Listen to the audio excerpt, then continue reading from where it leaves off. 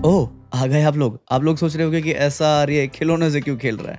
तो let me ask you this, 2 car विपरीत दिशा में अर्थात एक दूसरे की ओर चल रही हैं और एक की गति है v1 और दूसरे की v2, डिस्टेंस है d। तो ये कब एक दूसरे से मिलेंगी? सिंपल है ना, d divided by v1 plus v2। और ऐसे ही अगर डायरेक्शन सेम हो और एक गाड़ी को चेज़ किया जा रहा हो तो d divided by v1 minus v2, right? पर ये एल्गोरिदम आया कहाँ से? किसके दिमाग में पहली बार ये सीधा साधा रूल गढ़ा गया? वो जानने से पहले ये जानते हैं कि ये कोई नया कंसेप्ट नहीं है, इनफैक्ट ये बहुत पुराना है।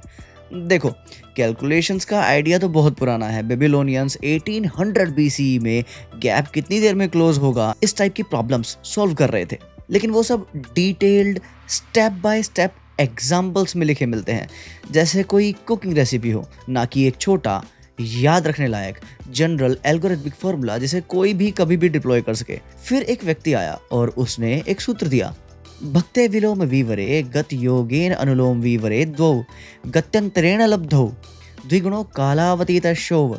And this my friend is exactly d divided by v1 plus v2 और d divided by v1 minus v2। Translation है, जब दो वस्तुएं विपरीत दिशाओं में चल रही हो तो उनके बीच की दूरी उनके गतियों के योग से विभाजित होती है, और जब दोनों एक ही दिशा में चल रही हो तो दूरी उनकी गतियों के अंतर से विभाजित की जाती है। इस प्रकार मिलने में लगने वाले समय या मिलने के बाद बीत चुके समय का ज्ञान मिलता है। और ये सिंपल सूत्र या कहे एल्गोरिथमिक फॉर्मूला जिसे आज d divided by v1 plus v2 या d divided by v1 minus v2 के फॉर्म में कोई भी यूज कर सकता है, आर्यभट्ट की देन है। और मैं आपको ये क्यों बता रहा हूँ? Aryabhatta had no internet archives, still did that kind of work.